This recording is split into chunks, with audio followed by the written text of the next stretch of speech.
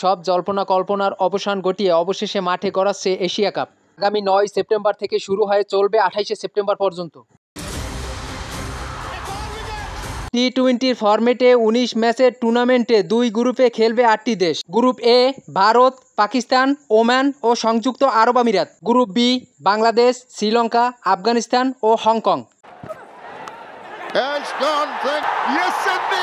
ভারত ও শ্রীলঙ্কায় যৌথভাবে এশিয়া কাপ অনুষ্ঠিত হওয়ার কথা থাকলেও এখন অনুষ্ঠিত হবে সংযুক্ত আরব আমিরাতের দুবাইয়ে।